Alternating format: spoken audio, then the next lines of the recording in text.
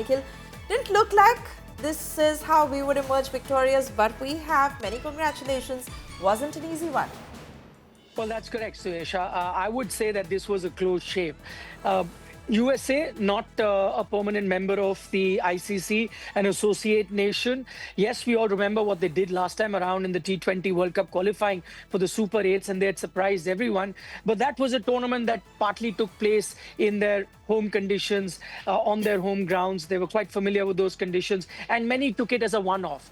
So not too many people gave them a chance here, especially against the mighty Indian team, and that too at their home turf at the Wankhede Stadium, a ground packed with Indian fans. But I must say that the USA team has given a good account of themselves. Yes, at the end of the day, when you take a look at that margin, 29 runs, you'd say it is comfortable. But if I was using a word to describe this win, I'd say it was a close shave because don't forget, when India were batting at one stage, they were 77 for 6. From there on, they could have been folded up for anywhere between 120 to 130. And then you were fearing the worst of starting your defense of a World Cup campaign with a loss. But then the man of the moment, Surya Kumar Yadav, not just a captain, but really stood out as a leader. He's oftentimes said that he doesn't look at himself as just someone who's been appointed a captain, but a leader, which means he would want to lead and set an example. That's exactly what he did on the field today. Getting more than 50% of your team's run when almost all your batters have had a go, or at least 9 batters have had a go, that tells you the contribution that he's had. And I can't remember too often in T20I cricket where you've used all your 9 or 10 batters and then one batter goes on to get more than 50% runs of the entire team's total. That actually then tells you what an important knock that Suryakumar Yadav played today. His knock is what took India to what many might say was a competitive total, 161. By no means a above par total that would have scared the opposition, which is why everyone had their fingers crossed that come India's bowling, they'll come good on the day, and surely they did. Look at Mohammad Siraj again. I think he's also the story of the match. He wasn't even part, just 24 hours ago, he wasn't even part of the squad, let alone the playing 11, wasn't even part of the squad for India at this T20 World Cup. At the 11th hour, Harshit Rana gets injured. Siraj replaces him. He comes into the squad. Not many thought that he'll play. Suddenly, on the eve of the game, Jasprit Bumrah is also unwell. Mohammad Siraj, who was out of the squad, comes into the 11, and he's ended up as the highest wicket taker. He's taken 3 wickets. Good contributions by Arshdeep as well with those 2 wickets that he picked up. Varun Chakravarti picking a wicket too. Akshar again with 2 wickets. All-round performance from the Indian bowler. And I think in the end, it was India's experience that really stood out. And at the end of the day, it may have been a close shave, but they'll just pocket those 2 points and be happy with it. Oh yes, absolutely, Nikhil, and certainly wasn't easy for Team India. In fact, added pressure given it was the home World Cup. That is true. In fact, records tell us that no team has successfully defended their T20 World Cup crown. Remember, India are the defending champions. In fact, our show itself is called Keep the Cup because India are aiming to be the first team to keep the T20 World Cup. So that is going to be a challenge, and you've seen glimpses of that. In the very first game, associate nation that doesn't really play the big boys of world cricket quite often. They only get to play such big teams like India or Australia on occasions like the T20 World Cup. So for a team not always competing at the highest level to come on a big stage like the T20 World Cup and give India a run for their money just tells you the kind of spirit that you see in the USA team. They were outstanding on the field. Also, a couple of occasions that say that they were also hampered by injuries. Their top bowler and Ali Khan got injured, never got a chance to, complete his full quota of 4 overs. Had he got those 4 overs, we know Netravalkar went for a lot of runs towards the end.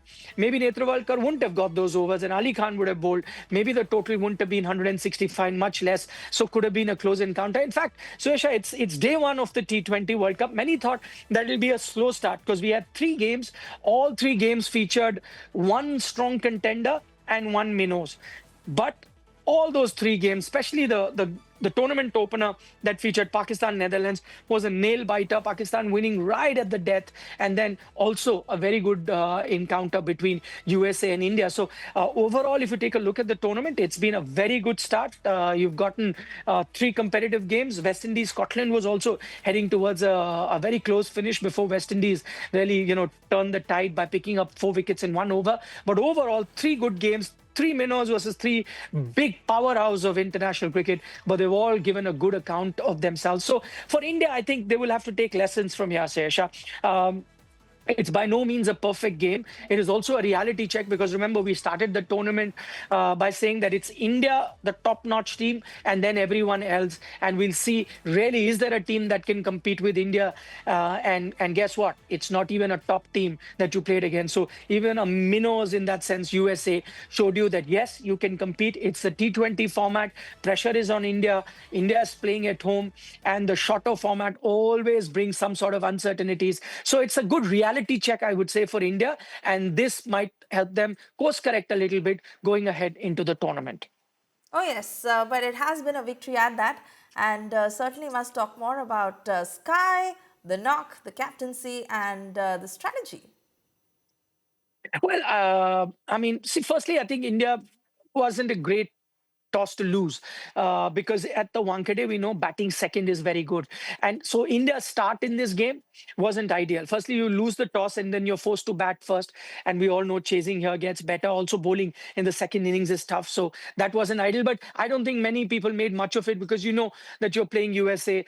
There's a big gap between the two teams, so these small margins of toss may not make a major difference towards the end. But then there was another blow coming before the game started. India's number one bowler, dare I say, the number one bowler on the planet, Jasprit Bumrah, is not available for this game because he's unwell. So I think there were two jolts that India suffered even before the first ball was bowled in this game. Wasn't an ideal start. And then talking about not an ideal start, the most destructive batter that India has had in the recent past, Abhishek Sharma, goes for a duck. So everything that could go wrong for India was going wrong. And at one stage, 77 for six. I'd put my hand on my heart and say that even I was fearing the worst at that moment. I didn't think that India could reach 160. Realistically, you were looking at 120, 130, and that would have been a much easier total for USA to chase. In fact, I can bet my bottom dollar and say that, if that was the total, USA would have chased it rather easily. But then, as I said, Surya Kumar Yadav's knock. And you know what is amazing about this particular knock? One, that he scored more than 50% of the team's total. And secondly, Surya Kumar Yadav, we all know him for being an aggressor. He's the one who set the template, told the rest of the team that we have to keep attacking no matter what. Today, he had to bat against his natural grain, and that of being an accumulator, that of being an anchor. That's not a role that he does very often. So for him to change that and adapt so well in these conditions, I think kudos to him for having played that knock. And then look at the way he balances it. Ensures that the ship that is sinking at that moment, take it a little bit closer to the shores. Once he saw that the shore is in sight, that's when he could accelerate. And towards the end, when he had the opportunity, he took after Netravalkar and got those runs. And some of those shots, I mean, they defy copybook cricket because there were deliveries way outside the off stump and he was looking to whack them near square leg and fine leg, exactly in the opposite direction. You ask any or look at any cricketing manual, there will be nothing like this in that cricketing manual. So he was coming up with his own shots, which he's done in the past. No wonder he's called Mr. 360 as well. And he brought in his experience. The field was set according to the way he bats. In fact, I must tell you, this entire game, complementing the USA team, they came with good plans. You see that Abhishek Sharma dismissal I speak about, they had the fielder at the right place to trap him. They knew where are his target areas, where is he going to be playing, and so they kept the fielder there. The short ball to Shivam Dubey surprised him right up, gets out for a duck. So for most batters, including Surya Kumar Yadav, they had plans. They knew he's very good on the leg side, kept bowling outside off stump, but they weren't prepared for the innovations that Surya Kumar Yadav brought on the day, playing those sort of shots to deliveries outside the off stump towards the leg side. And that, I think, was the highlight of this game.